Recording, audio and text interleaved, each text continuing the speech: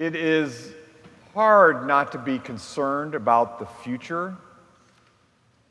Things can seem a little dark right now.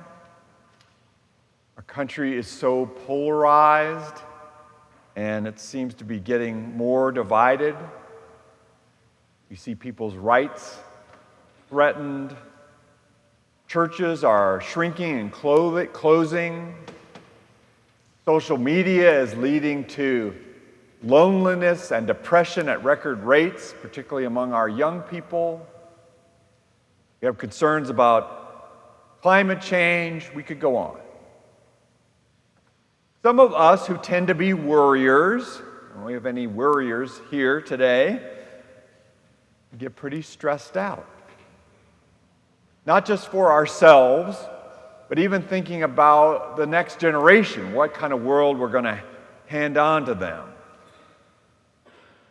In many ways, it does feel like things are getting worse. Now, optimists say, sure, there are a lot of bad things, but we're a resilient people.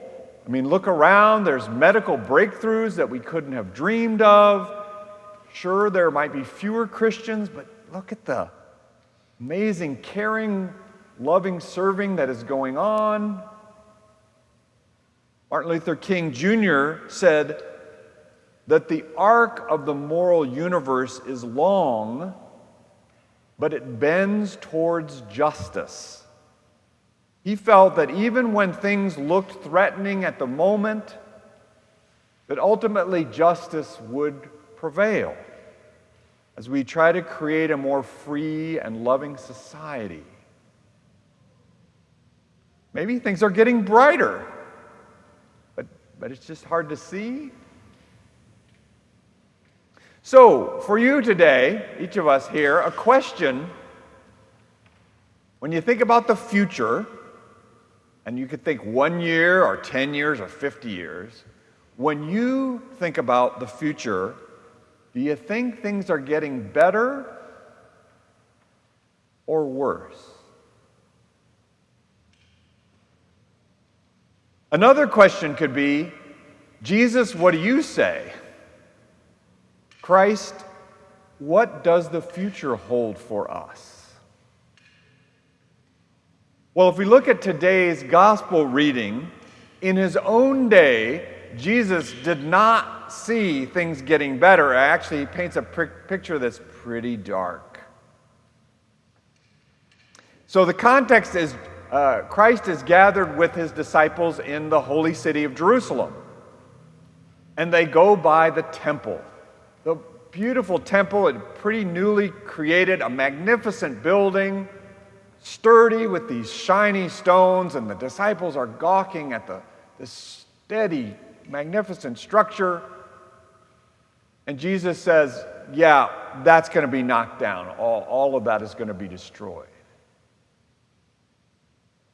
Now, it's maybe hard for us to get this context, but so we sort of maybe can imagine someone coming into our church building and looking around and saying, oh yeah, all of this is going to be destroyed. What might our reaction be to that?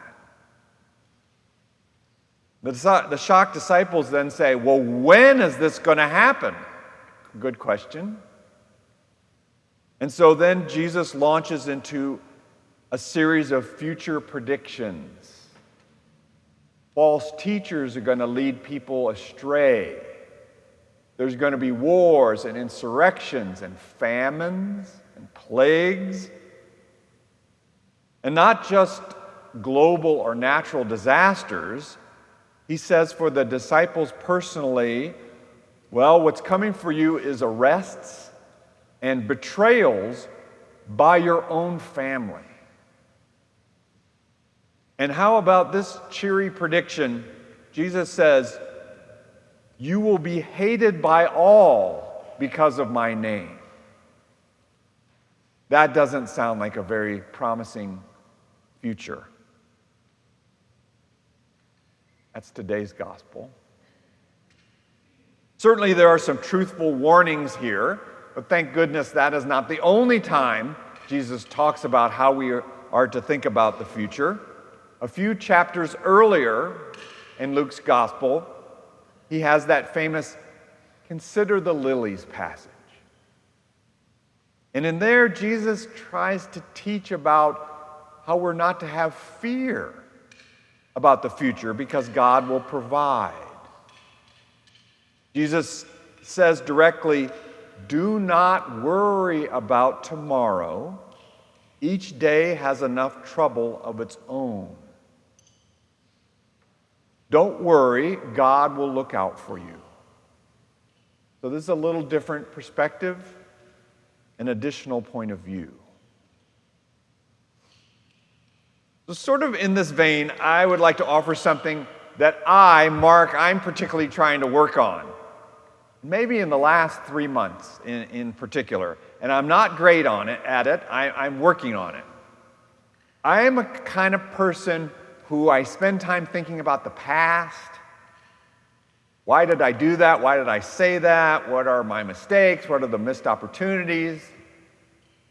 Or I'm a kind of a planner, thinking ahead. How should that go? Some of that is good planning, but often it starts to be thinking in the future worries. What's coming? What if?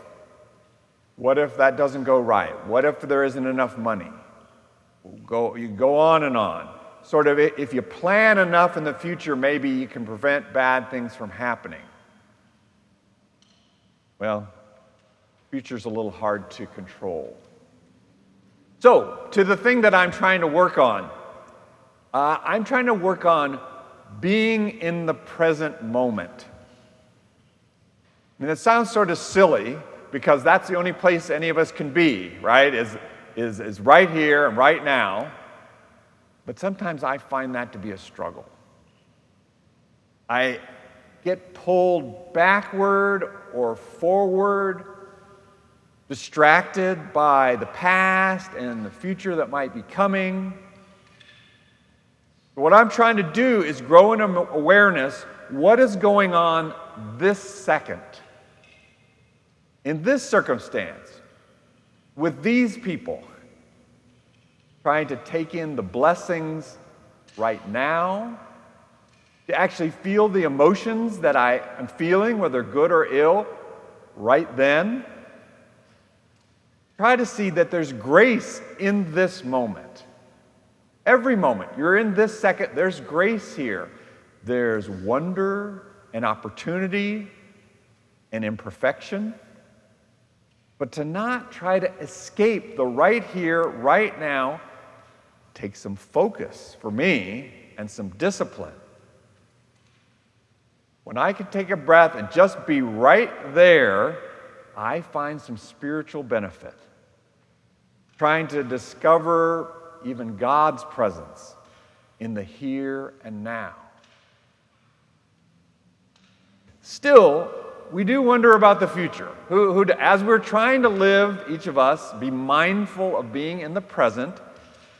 Okay, as people of faith, what is our stance for what lies ahead?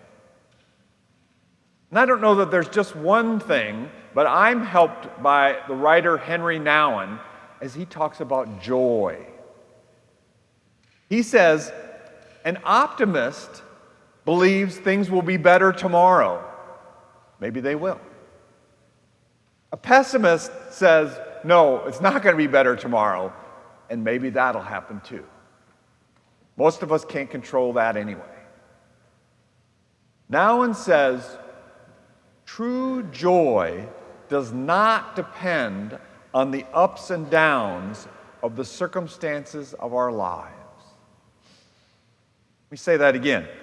True joy does not depend on the ups and downs of the circumstances of our lives. He says, joy comes from the spiritual knowledge that God's light is more real than darkness, and God's truth is more powerful than human lies, and God's love is stronger than even death. The joy of knowing that our God, our amazing God, is going to have the last word.